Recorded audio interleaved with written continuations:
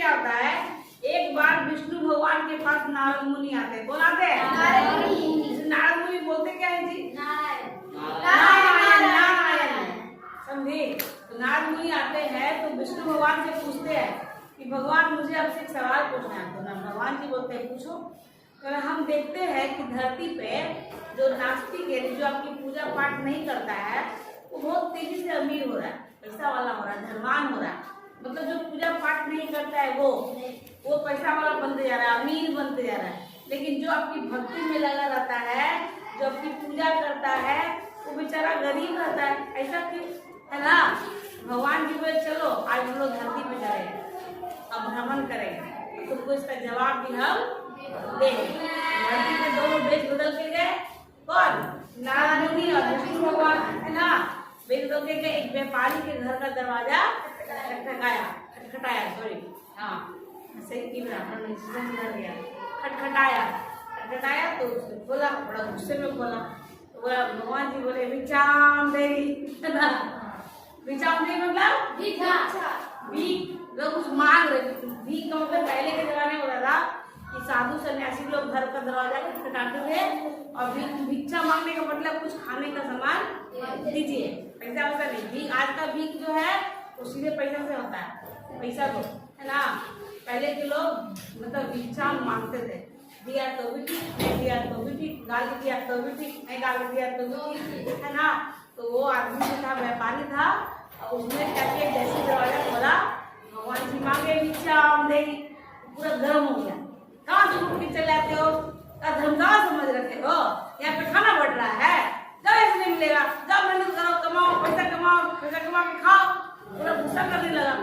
तो भगवान जी कैसे से बोल रहे हैं, आज उसको श्राप भगवान जी दे रहे हैं, बात नहीं करो वही। तो भगवान जी कुछ नहीं बोले, दरवाजा बंद हो गया।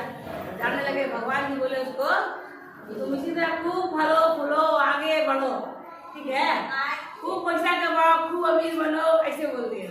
अब नारद मुनि कंफ्यूज हो गए, समझ में नहीं आ रहा कि हो क्या रहा है। वो आदमी भगवान जी को भगा दिया, गाली गलौज किया, है ना? गाली भी दिया कि मेहनत करो, धर्मशाला समझ रखे हो। उसको भगवान जी बोल रहे खूब फलो फूलो, खूब तरक्की करो, खूब धनवान हो, इसे बोल रहे। थोड़ा दूर जाने पर एक बुढ़िया का झोपड़ी आया। क्या आया? बुढ़िया का झोपड़ी। और बुढ़िया बहुत गरीब थी, उसका छोटा सा झोपड़ी था, बस झोपड़ी के बाहर एक गाय खड़ी थी। तो वहाँ पे भगवान जी और नारद मुनि गए, उसका भी दरवाजा खटखटाया। तो बुढ़िया निकली, बूढ़ी औरत जो थी निकली, उन्होंने कहा कि भिक्षाम देगी। तो बेचारी बूढ़ी बोली कि धर्मात्मा, हमारे पास खाने को तो कुछ नहीं है, हमारे पास एक गाय है। कौन है? गाय। तो हम आपको दूध पिला सकते हैं, ठीक है? तो दोनों को एक गिलास दूध तो बेचारी बूढ़ी औरत दी। तो भगवान जी बोले खूब खुश रहो। तो बुढ़िया बोलती है कि हम तो खुश ही है, आप मुझे आशीर्वाद दीजिए कि मैं सदैव ऐसे ही भगवान की भक्ति में लगी रहूं, लीन रहूं, है ना? तो बोला कि ठीक है। अब तो नारद मुनि सोचे कि भगवान इसको कुछ अच्छा आशीर्वाद देंगे। तो भगवान ने कहा उसको कि तुम्हारी गाय मर जाए, तुम्हारी गाय मर जाए। अब तो नारद मुनि को कुछ समझ में नहीं आ रहा कि हो क्या रहा है। दोनों धाम को लौट गए। विष्णु धाम में लौटे तो नारद मुनि पूरा कंफ्यूज, सोच रहे, अपने बोल रहे पूछे कैसे। तो विष्णु भगवान मन मुस्कुरा रहे। मन मुस्कुराना मतलब धीरे धीरे मुस्कुराना। मन मतलब होता है धीरे धीरे, ठीक है? तो धीरे धीरे मुस्कुरा रहे थे। तो बोले नारद, मुझे पता है कि तुम क्यों असमंजस में हो। तो बोले हाँ भगवान, मुझे बताइए। मुझे लगा था कि आप पहले व्यक्ति को श्राप व्राप दीजिएगा, आप उसको बोल रहे हैं कि बहुत अमीर बनो, खूब पैसा हो, खूब धनवान बनो। आप बेचारी बूढ़ी माता को जो आपको दूध पिलाई, उसको बोल दिए उसकी गैया मर जाए, ये तो गलत बात है। मेरा यही तो सवाल था, अभी तक जवाब उनको नहीं मिला। तब भगवान जी ने कहा कि जो व्यापारी था वो धन के प्रति बहुत ज्यादा आसक्त था, है ना? वो धन ही चाहता था। भगवान का कहना है कि मुझसे तुम जो मांगोगे मैं वही तुमको दूंगा। वो जो व्यापारी था उसको धन ही चाहिए, तो मैंने उसको धन के लिए बोल दिया कि तुम इतना धन तुमको मिले कि जब तुम मरो तो तुम्हारे दिमाग में भी धन घूमता रहे। जब तुम मरोगे तो तुम्हारा दूसरा जन्म होगा तो तुम्हारा जन्म सर्प में होगा। किसमें होगा? सर्प। अब तुम क्या करोगे? धन से भरे संदूक की रक्षा करते रहोगे। अब बताओ ये उसका भला हुआ कि बुरा हुआ? बुरा हुआ ना। अब बोले अच्छा ये तो समझ में आ गया। तो ये बूढ़ी जो माता उसकी दैया मर जाएगी बेचारी, तो उसको क्या होगा?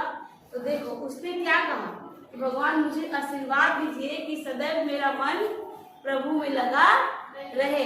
जब उसका अंत समय आएगा तो उसको ये चिंता रहेगी कि मेरी गैया का क्या होगा, कहीं कोई उसको मार ना दे, है ना, कहीं कोई उसको चुरा के ले ना जाए, उसके साथ कुछ बुरा ना करे। इसीलिए अब मरने के समय वो गैया में ध्यान लगाए रहेगी कि उसको प्रभु धाम कैसे मिलेगा।